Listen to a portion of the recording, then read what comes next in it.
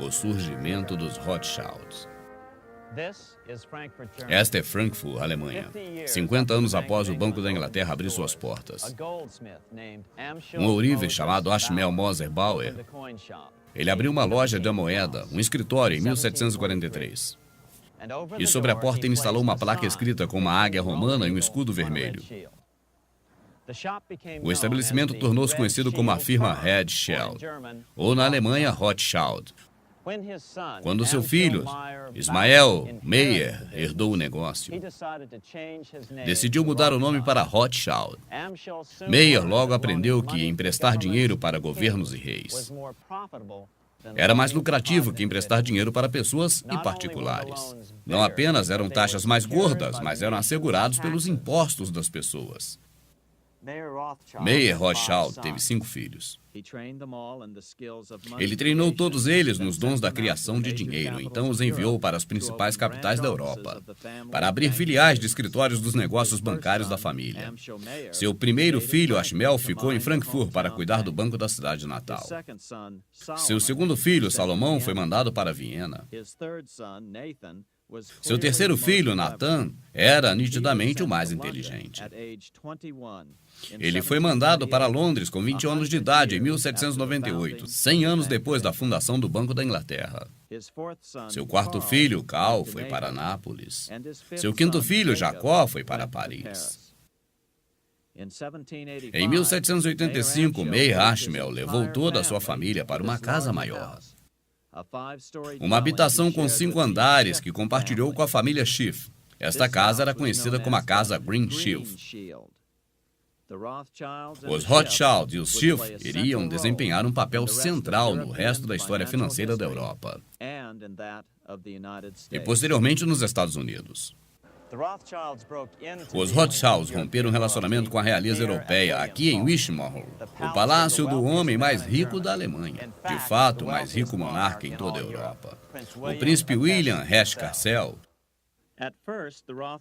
No começo, os Rothschilds estavam apenas ajudando William a especular moedas preciosas. Quando Napoleão caçou o príncipe William no exílio, William mandou 550 mil libras para os Rothschild em Londres. Era uma soma gigantesca naquela época. Esse dinheiro era para investir em letras de câmbios, longe das mãos de Napoleão. Mas Rothschild usou o dinheiro para propósitos pessoais. Napoleão avançava com seu exército sem reconhecer inimigos à sua altura. William voltou aqui algumas vezes antes da Batalha de Waterloo, em 1815. Ele intimou Rothschild e reclamou seu dinheiro de volta. Rothschild devolveu o dinheiro de William com 8% de juros, como se tivesse realmente investido. Mas os Rothschilds conservaram todos os lucros do passado que obtiveram usando o dinheiro de William. Nathan Rothschild mais tarde alertou que em 17 anos que esteve na Inglaterra, teve aumentado sua aposta original de 20 mil, dado a ele por seu pai, para 2.500 vezes mais. Por cooperar com a família Rothschild, em pouco tempo enriqueceram inacreditavelmente. Durante a metade dos anos 1800, dominaram todos os bancos europeus e foram certamente a mais rica família do mundo. Eles financiaram Cecil Rhodes, tornou-se possível para ele estabelecer um grande monopólio sobre minas de diamante e ouro na África do Sul. Na América, financiaram os Hermans na ferrovia, e Van Der na ferrovia e na imprensa, e Carne na indústria de aço, entre muitos outros. De fato, durante a Primeira Guerra Mundial, JP Morgan pensava ser o homem mais rico da América. Mas, após a sua morte, foi descoberto que ele foi, na verdade, apenas um testa de ferro dos Rothschild. Logo que se tornou público sobre Morgan, isso foi descoberto, que ele possuía apenas 19% das companhias de JP Morgan.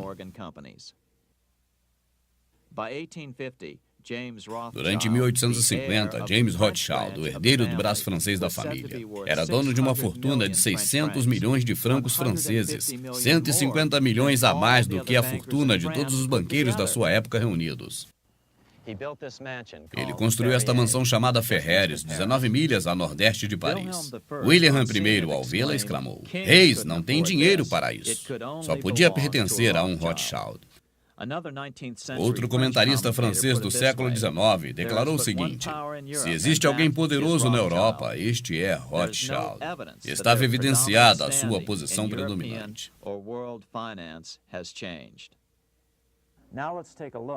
Agora daremos uma olhada nos resultados que o Banco da Inglaterra produziu na economia britânica e como isso, mais tarde, foi a causa fundamental da Revolução Americana. A Revolução Americana. Durante a metade de 1700, o Império Britânico estava alcançando seu máximo poder ao redor do mundo.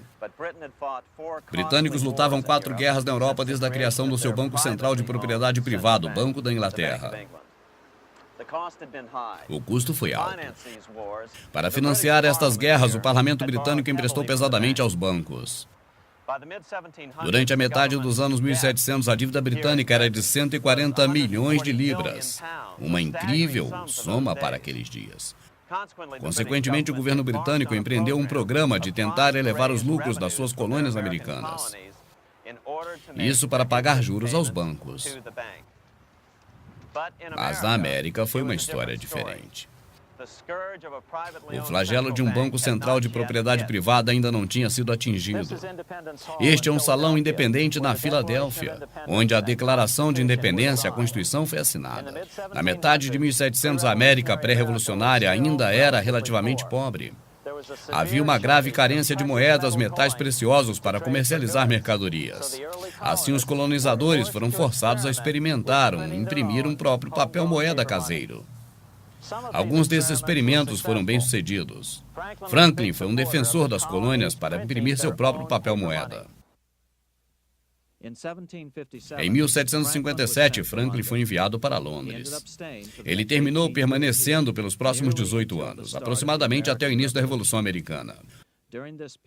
Durante este período, as colônias americanas começaram a fabricar seu próprio dinheiro, chamado papel moeda colonial. A iniciativa foi um sucesso. Ele proporcionou um confiável meio de troca, e ela também ajudou a reunir um sentimento de unidade entre as colônias. De lembrar, a maioria dos certificados coloniais eram apenas papéis, dinheiro de dívida livre, impressos no interesse público e não lastreados pela moeda de ouro ou prata. Em outras palavras, ele era um papel moeda totalmente irrevogável. Um dia, funcionários do Banco da Inglaterra perguntaram a Franklin como daria satisfação à prosperidade dos recém-fundadas colônias. Sem hesitação, ele respondeu: "Isto é simples, nas colônias imprimimos nosso próprio dinheiro, isto é chamado de certificado colonial, o imprimimos em proporções adequadas para as demandas comerciais. Fazemos isso para os produtos passarem facilmente dos produtores para os consumidores. Deste modo, criamos para nós mesmos o nosso papel moeda e não sem interesse de pagar a ninguém por fora." Isso era apenas uma questão de bom senso para Franklin, mas podemos imaginar o impacto que teve sobre o Banco Central da Inglaterra. A América tinha aprendido o segredo do dinheiro, e este gênio tinha que voltar para a lâmpada o mais rápido possível.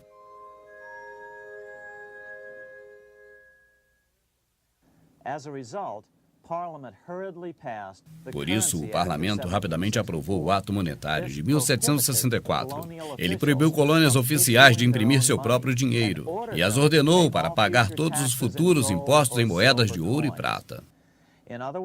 Em outras palavras, forçou as colônias um padrão de ouro e prata. Para aqueles que ainda acreditam que o padrão ouro é a resposta para os problemas monetários correntes na América, olhe o que aconteceu para a América depois disso. Em Lexington, Massachusetts, em 19 de abril de 1775, as colônias tinham sido drenadas das moedas de ouro e de prata por taxação inglesa. Como resultado, o governo continental não tinha nenhuma escolha, mas imprimia seu próprio papel moeda para financiar a guerra. No início da Revolução, o dinheiro era em circulação nos Estados Unidos ficou de 12 milhões de dólares. Durante o fim da guerra, estava próximo a 500 milhões. Como resultado, o dinheiro estava virtualmente sem valor. Sapatos vendidos por 5 mil dólares um par. Papel moeda colonial funcionou porque apenas o suficiente era emitida para facilitar o comércio. o Banco Norte-Americano. Próximo capítulo.